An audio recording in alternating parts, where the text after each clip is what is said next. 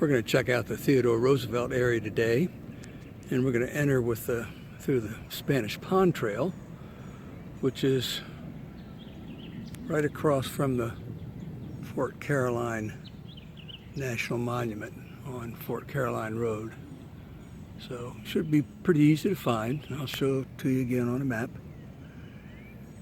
There's a couple of ways to get into this trail, but this area has more parking, but no restroom. So I'll show you the other trailhead on the map. We're here at the red dot. You can see there's Fort Caroline Road, and you can see there's the Timucuan Visitor Center. And we'll take this red trail, which is the Spanish Pond Trail, down to the Willie Brown Trail. That's the blue one. And we'll look at a couple of historical sites there. Then keep straight and go to this overlook Round Marsh. Got a little story to tell there. Then we'll take this green trail back over the shell mounds, around, back to the Spanish Trail, and back to the Spanish Pond parking lot. Now the other trailhead is down here, off Mount Pleasant Road, right past the Timucuan Preserve headquarters. There's a little dirt road that goes into the Theodore Roosevelt parking lot there. And from there you can take the blue Willie Brown Trail back up, out to the Round Marsh, on the green trail, back to the Spanish Pond Trail, and back to the parking lot. But again, we'll start up here at the Spanish Pond Trail and take that in. Trail starts out with a little boardwalk, some marshy areas here until we start to get up in the hills. But it'll pretty soon turn into a trail with quite a few routes, not really good for wheels. Okay for kids, but wheelchairs and strollers probably don't work very well in here. This area has quite a history. It's occupied by the Timucua Indians for thousands of years. And early in the 1560s, the French landed here to try to build a colony. They built a fort they called Fort Caroline, which was somewhere in here. Nobody really knows exactly where it is, but probably pretty close to here. That fort was later attacked and destroyed by the Spanish from St. Augustine, who didn't like the French being here. So you see a lot of early Timucuan Indian history here with the shell mounds. We'll take a look at those later.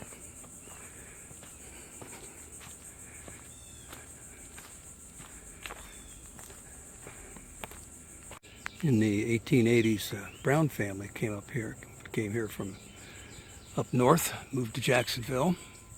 They had 2 sons and 2 daughters. The daughters died quickly from yellow fever, and the Browns were discouraged and decided to move out of town and out into this area that was unoccupied. So in the early 1900s, their farmhouse burned down. So parents decided to move back, and their sons wanted to stay here. So Willie Brown and his brother stayed here, built a cabin.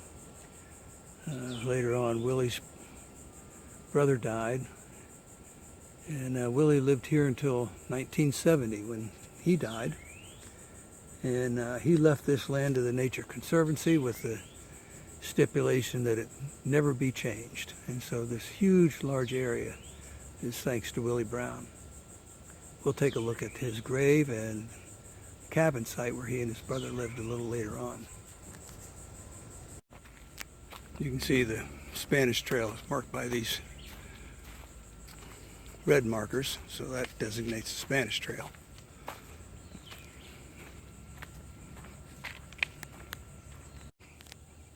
Okay, we've come in on the Spanish Trail about 3/4 of a mile, and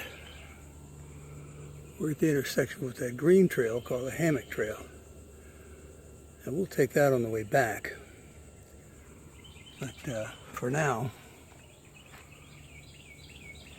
we're just going to head straight and stay on the Spanish Pond Trail. We've gone about a mile, and now we're at the intersection with the Willie Brown Trail. Spanish Pond Trail goes straight ahead. Take a look at this map here, this intersection. You can see we're right here at this red dot. We're going to take the Willie Brown Trail down to here, and then back up, and then go out to Round Marsh. The Brown Cemetery is in here. We'll take a look at that. And the old cabin site where Willie and his brother lived. Willie lived there until he died is right about here. So we'll take a look at those too. And then we'll head back up on the Hammock Trail. So we'll take a right here.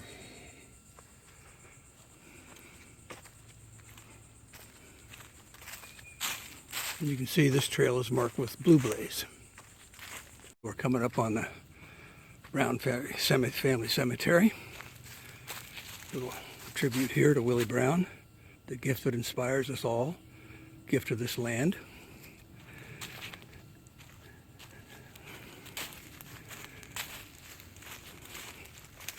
And then this is the family cemetery in here. You're welcome to go in, just close the gate when you leave.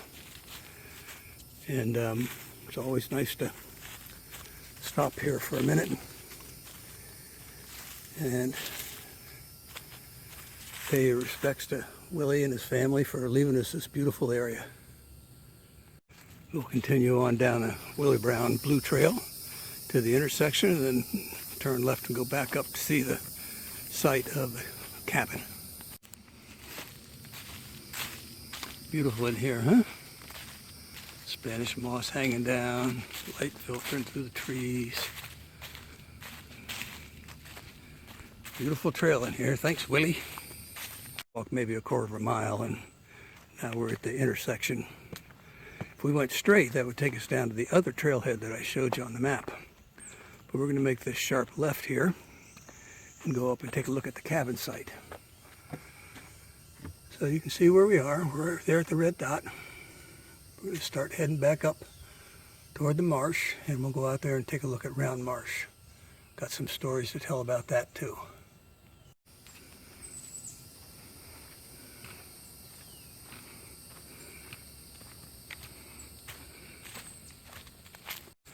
We've walked another quarter mile or so, and now we're at the site of cabin Willie and his brother lived in, and then Willie lived in by himself until he died. The Brown family home and barn were probably behind this somewhere. I think they found remnants of it. The cabin itself had to be taken down because of vandalism, but it's nice to be able to at least visit where Willie lived. And there's a little information sign here about Willie Brown. So that red dot there shows where we are. We're going to walk out to the Round Marsh overlook, then come back and take that green hammock trail back around to the Spanish Pond Trail. We walk past the cabin site. There's kind of a fork in the trails here, but we're going to go to the right. Head down into the marsh area and the overlook.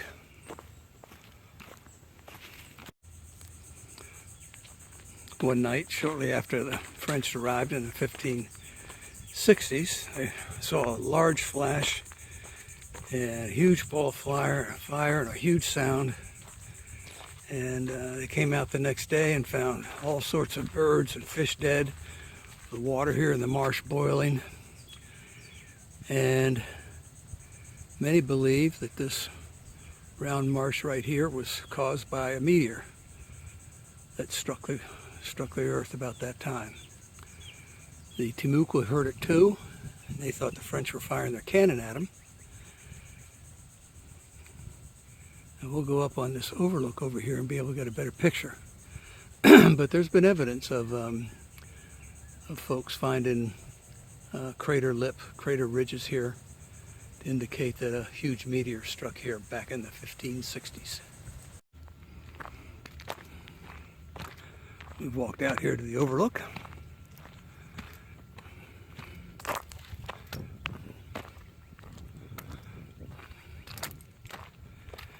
You can see Round Marsh a little better here,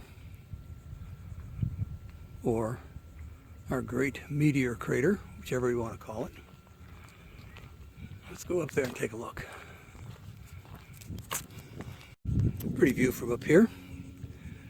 We're looking east. St. John's River out there.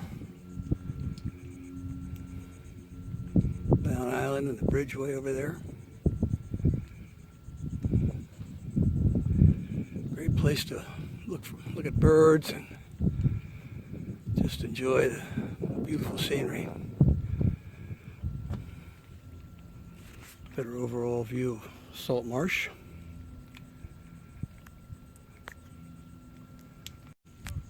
Now we're going to start heading back, and we'll take the hammock trail up some pretty steep shell mounds. We've headed back the way we came, but rather than go left on the blue trail, we're going to bear to the right here. See the green blaze? This is the hammock trail. So we'll take the hammock trail up over the shell mounds and back to the Spanish Pond Trail. These hills here are pretty much made of shells that were deposited for thousands of years by the Timucua Indians. You can see layer after layer after layer of it here. I'll show you another spot later. Some shell mounds were built purposely as burial mounds or ceremonial mounds of some type. But what we see here mostly is just thousands of years of processing oysters. They'd get the oysters here, dig them out, process them, and then just leave the shells as trash. You can imagine how many thousands of years it took to build some of these hills here.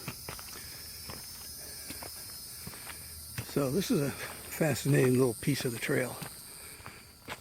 Here's a place where erosion kind of is exposed maybe 6 to 8 feet of shells here. Took a lot of years, a lot of oyster eating to build these up like this.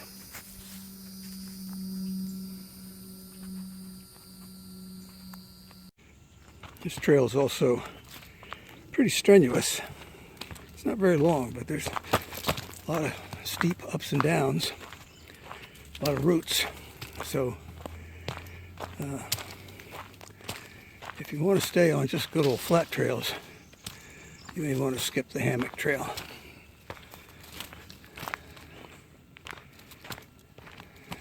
Okay, after a couple of steep ups and downs on the green hammock trail, we're coming back to the intersection with the Spanish Pond Trail. Remember, we were here before, we went straight. So if we go right, that'll take us back to the parking lot. Beautiful live oak tree I thought we'd stop and take a look at. And we've passed several side trails that are marked with black blazes. They usually connect to one of the main trails, but my advice to you is to not take those till you get more familiar with the area. Stay on the main trails.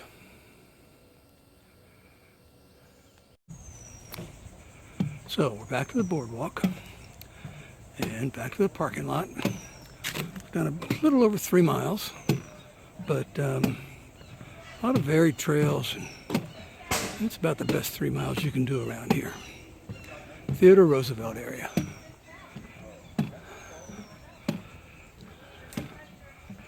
Come on out and give it a try.